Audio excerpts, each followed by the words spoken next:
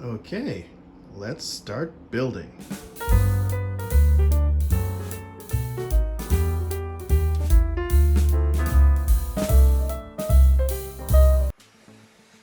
Welcome back to the channel, everyone. We are going to put together one of these today. One of these grow light stands. All the parts that I ordered finally came in, and I'm using different lights because I found a cheaper alternative, but they should work just as well. That's what remains of the lettuce that I harvested. All gone. I need to make space for the spring seedlings that I'm going to start planting up soon. So these had to go. Got a pretty good harvest. I posted a little short video short on that. So yeah, these are probably going to be harvested soon. Although I want to keep the spinach going for a little bit longer because I think they could be a little bit bigger. And that's the other leaf lettuce planted en masse. Still don't know how that's going to go, but if anything, I can use it as a microgreen mixed in with the other ones. But anyways, going to... Hello, Mo! Here's all the stuff for the grow light stand. Got the mats, the heating mats. These are the lights. As you can see, they're in a smaller box, but they are 3 sets of 2 for the cost of, I think it was $80. I'll post a whole price list on here so that you can see it. The stand from Walmart and the power bar and the timer.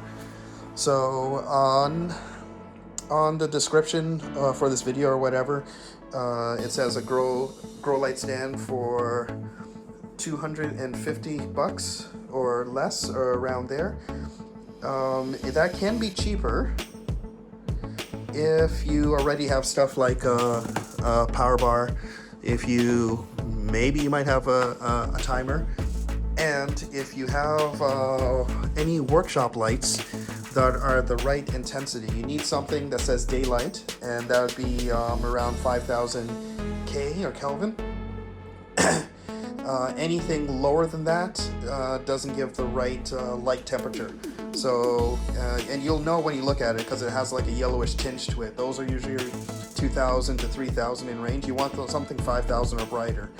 And lumens, you want around the same thing, 5,000 lumens. So lumens is the light intensity, and K or Kelvin is the temperature or color of the light. You want the same thing for the lumens. Ideally 6,500 or brighter. LED grow lights, or grow lights in general, are in that range. But like I said, there's nothing saying that you can't do this with just ordinary shop lights. You just have to make sure they're the right Kelvin and the right lumens.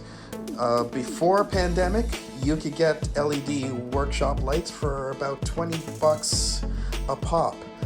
And those are like the larger ones, so 4-foot long ones. These are like 2 feet. Yeah, they're 2 feet, 2 feet long, which works for a size shelf that I'm using because I don't want massive grow lights shelves. But recently, when I've been looking at prices, they are like $60 or more. And you can get half-decent grow lights for that same price. So you're not really saving that much by going with LED lights, unless you can source something cheaper. But the grow lights I have that I've been using and that have worked well, those ones are like I'd say $56 each. So if I were to buy 3 of them, it's a lot more expensive than 2 sets of 3 in this one box for like $80. So I cut back on the pricing there. Anyways, I'm going to get at it, putting this thing together, and yeah, you'll see the results soon.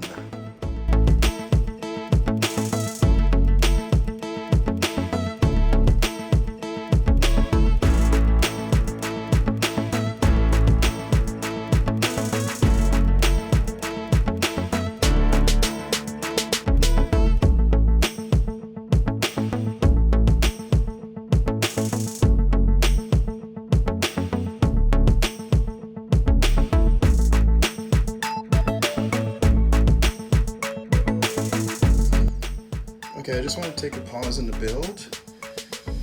At this point, you can absolutely, you know, do a countertop or desktop, if you will. It's not really desktop, more countertop. Little grow setup here.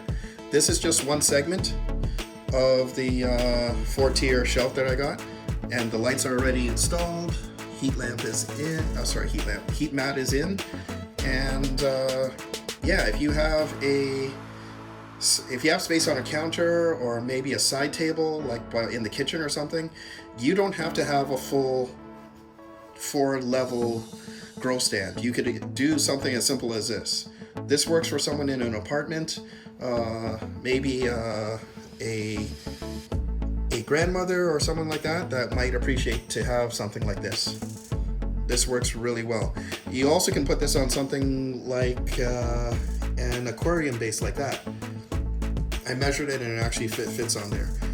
Now keep in mind, this is not the big version of the shelf, because you can get these shelves in 4 feet across, which kind of gets, unless you're doing like market volume of greens, that's kind of big. This one I believe is just 3 feet across by maybe 12 inches or 14 inches deep. So once again, it could absolutely be done on a desktop, a small apartment, condo, kitchen counter, maybe. It's kind of still a little big for a kitchen counter, but basically what I'm saying is you don't need a full-blown 4-level thing like I have doing in my basement. So that is definitely an option. Let's get back to building the rest of this.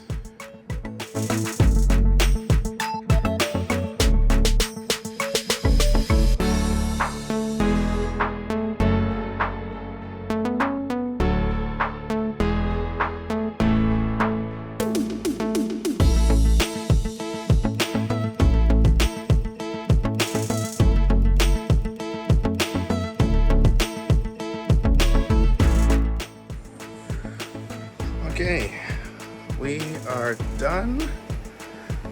It's in place. I like the intensity of the lights since I've never used this brand before. I powered on these ones just to give an example, and it looks good. These particular brand of shelving, if you look very closely, they can interlock together. There's a groove on one side and a tab on the other. Now, when you're assembling, if you want to interlock it with another rack of the same one, you have to make sure that the grooves are all on one side and the tabs are on the other. So this one, you can see there's 2 tabs because I didn't notice that. And down here, there's a tab and a groove, but at the bottom, there's no grooves. So you live and you learn. Not a huge deal, because I didn't have any real intention of interlocking them together. I don't need them to have the same rigidity, is that a word? Besides, I think it's kind of handy if I need to move one without moving the other, instead of having to empty all the shelves in order to unhinge one from the other. But it's something to keep in mind. If you are buying the like multiple racks, especially this model from Walmart, they can interlock together. So if you want to do that, yeah, I was pleasantly surprised with these lights. They are pretty well made. The attachment options, I think they give you 3 different attachment options. They have a ceiling mount bracket, which is what I use to connect these to the rack. They have sticky pads. They also have these brackets that clip onto the lights that you can use zip ties to kind of hang it from places. So they give you quite a few options. And yeah, I didn't have to do anything creative with the lights to get them on there. So I was really pleased with that. We'll see how they do with the seeds. I'm hoping that they will do well. Once again, these lights, I'll put a link to all this, the build stuff, in the description, but these lights are, like I said, like $56 each. They do and they are grow lights. They do have the ability to change the spectrum. Oh, no, that's off. So these are the regular lights for what they call the veg state, and you can turn on those lights for when they're fruiting. So for example, if you want to grow strawberries from seed to fruit, you can't do them under these lights because they have the ability to provide the spectrum individually. I am purely using these for just seedlings and lettuce, so I don't need that level of finesse with the lights. These lights just have the one spectrum that they shoot out, and I'm quite fine with that. If I do want to grow anything to fruit, like I said, for example, like strawberries or something, then I'm going to have to try to do them under these lights. But 56 for this compared to 80 or 86, I can't remember the exact price, for 1, 2, 3 sets, I think is a bargain. So it all depends on what you want to do. If you want to really get advanced and do that, that's great. If you want to run a hydroponic setup, then maybe you will need lights like this, but we'll see. Anyways, that's it for the video. Hope everyone is liking and subscribing. If you have any questions, leave them in the comments. I try to answer any questions, if there are any questions. And that is it for tonight. Thank you very much.